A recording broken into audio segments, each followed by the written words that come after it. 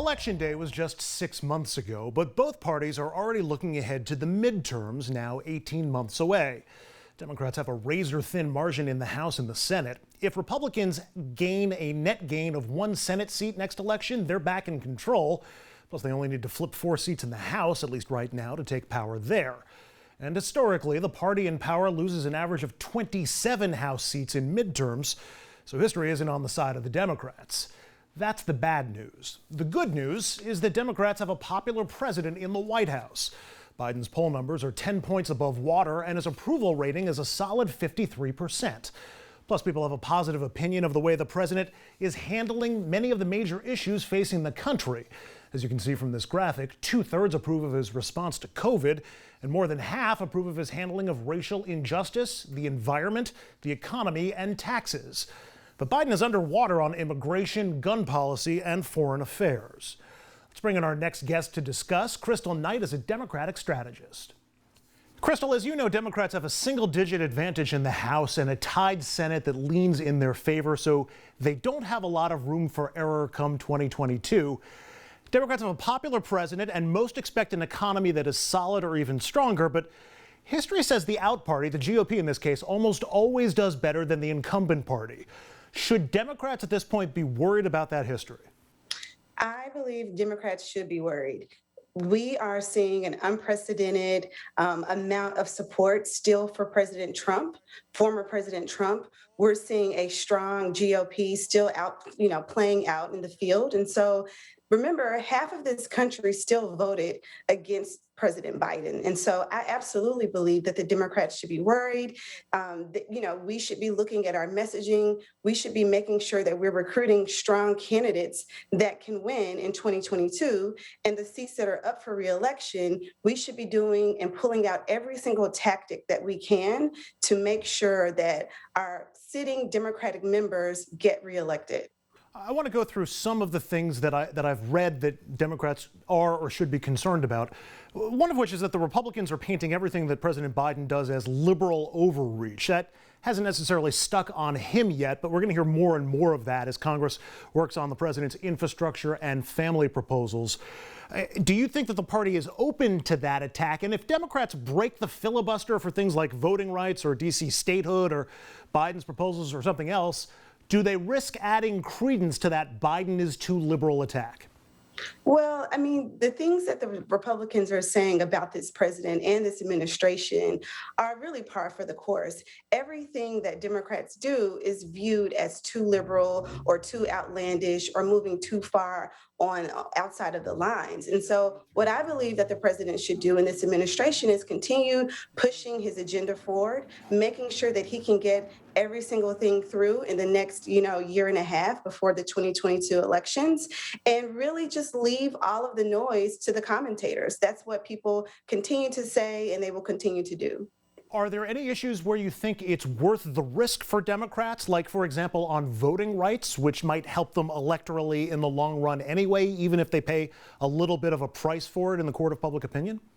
Absolutely. I think that they should, do away with the filibuster for voting rights. I'm a DC native, or not a native, but I live in DC. And so I believe that DC should be a 51st state. When you're in power, you have the opportunity to do and pass as many things as you can while you hold that power. It's not guaranteed that come 2022, Democrats will be in the majority. And so I believe every single agenda item that they think is controversial, but will help them down the line, we should absolutely go ahead and pass it. Next up are concerns about social pushback, or more commonly, wokeness. I'm sure you know the quote from Democratic strategist James Carville, who said, "Wokeness is a problem and everyone knows it. It's hard to talk to anybody today." And I talked to lots of people in the Democratic Party who don't say this, but they don't want to say it out loud. He cites people who say things like abolish the police, and that messaging could easily apply to other parts of the progressive agenda. That's essentially like the campaign that Republicans ran in 2020, the liberal takeover again, and how far short Democrats came of what they were expecting in 2020 makes it seem like the Republican argument was at least somewhat successful. That does seem like something that Democrats might have to worry about. Listen, I believe that there is a messaging problem or messaging challenge with the Democratic Party. So we hear lots of terms like the woke left or not being woke enough or things just, being too controversial to have a simple conversation. So should our messaging be refined? Absolutely. But I wouldn't characterize our entire agenda. I wouldn't characterize every campaign that we run as being too woke or too liberal. These are messages that we can absolutely work on and refine, but we also need to talk to our voters in simple and plain terms in ways that they understand and can connect with the party and with the issues that we are pushing forward. Let me ask the contrarian question, if I could, Kristal. If the Republicans are going to paint every Democrat as being, a socialist waiting to show their true stripes, as they did last year and will next year as 2022 approaches, doesn't that almost free the Democratic Party to be more progressive? I mean, if you're going to be stuck with that label, may as well, do some damage with it.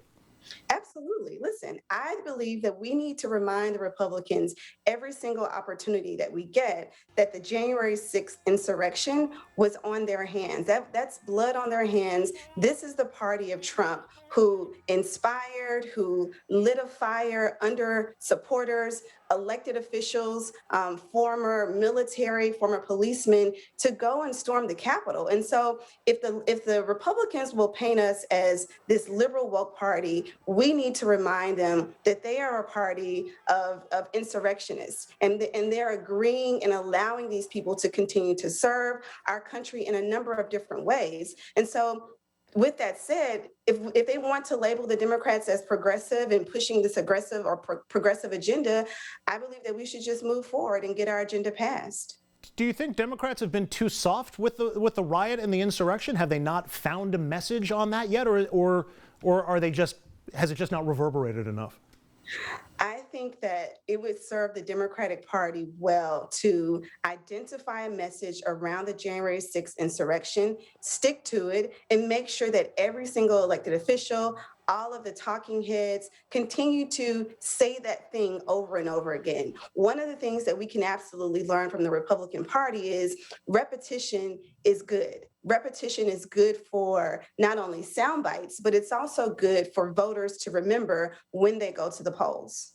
Finally, Kristal, as we see the ongoing divide in the GOP between Trumpites and more independent Republicans, a question that came up this morning is who should Democrats be rooting for? The anti-Trumpers are at least tethered in electoral and governing reality, and Lord knows we could use more of that. But the Trumpier Republicans might be easier to beat in a general. The downside is, of course, if enough of them win, they could take Congress back down the Trump hole. So which side should Democrats be rooting for in this GOP civil war? Which side are you rooting for? Wow, that's a great question. What I believe to be true is that Democrats up and down the ticket need to chip away at Republican votes. And so depending and deciding who and how and where to do that, I really think that determination should be left up to the states. So when you're running an election in a particular state or a particular county, the candidate and the party in that state has to decide whom they will reach out to and what message they will reach or what message they will share to chip away at the Republican votes that they may need to win. What we always know is that elections are won by inches. And so if we continue to inch our way, making sure that we're chipping away at Republicans who are leaning towards the Democratic Party, meaning maybe they're not 100% sold on Biden, but they're definitely not 100% sold on Trump. Those are folks that we should absolutely be messaging to, figuring out what's working, what's resonating, what's salient with those audiences, and continuing to invest in those voters. That makes a lot of sense, Kristal, but couldn't that also lead to the election of more Joe Manchins and Kyrsten Sinemas, who are Democrats but are not exactly really helping the cause that most of the party or most of the caucus feels?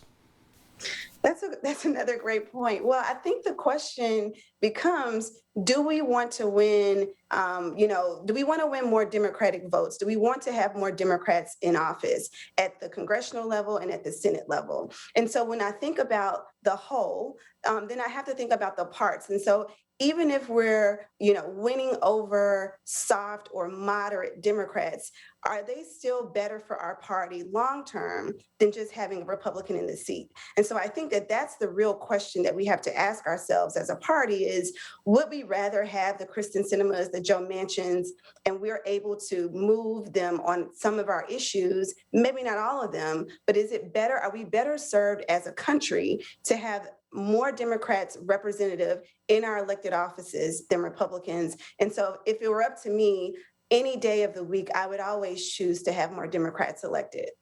Kristal Knight is a Democratic strategist. She's also the former political director for Priorities USA. Kristal, fantastic conversation. Thank you so much. Thank you for having me.